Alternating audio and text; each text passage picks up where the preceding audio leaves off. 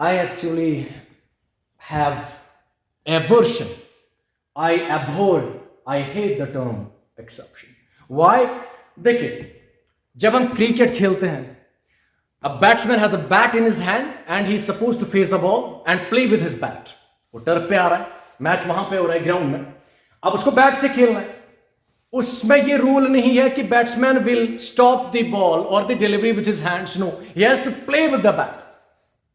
ये तो रूल है. Now imagine you change the rule, you change the game basically. When you change the game, you shift to football. वहां पे goalkeeper उस ball को हाथ से पकड़ सकता है कि नहीं? Of course he can, because game has changed.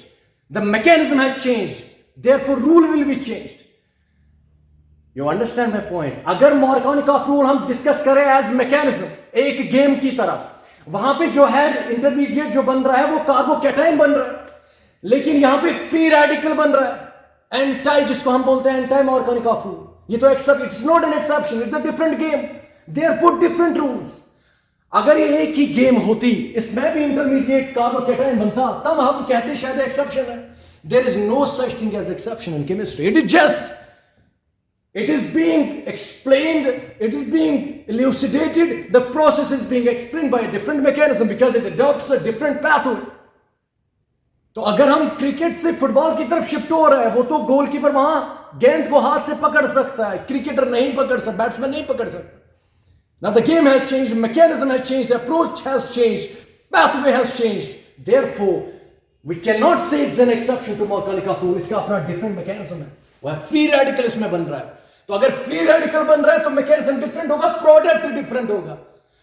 उसमें तो इंटरमीडिएट कार्बोकैटायन बन रहा है Markovnikov रूल में या मैकेनिज्म में. वो तो रूल है ही नहीं, वो तो मैकेनिज्म है. अगर मार्श को भी लेंगे, वो रूल भी है, मैकेनिज्म भी है. Therefore when game has changed, rules have changed. So मेरा गला भी बैठ गया.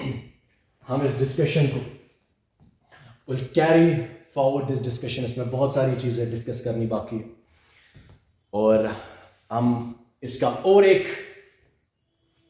वे में और एक तरीके से I will be trying my best to explain it. और जितने भी आपके इसमें क्वेरीज होंगी, डाउट्स होंगे, you can without any reluctance, without any hesitation you can ask me. Fine. तो इंशाल्लाह हम इसको will carry forward the discussion and I hope you have enjoyed this session. I enjoyed it too. It is just my throat is a little bit, cranky right now, scratchy right now. So otherwise I would have carried it forward. Inshallah, I'll see you in the next session. Till then, take very good care of yourselves. May Allah bless you all. Allah Hafiz.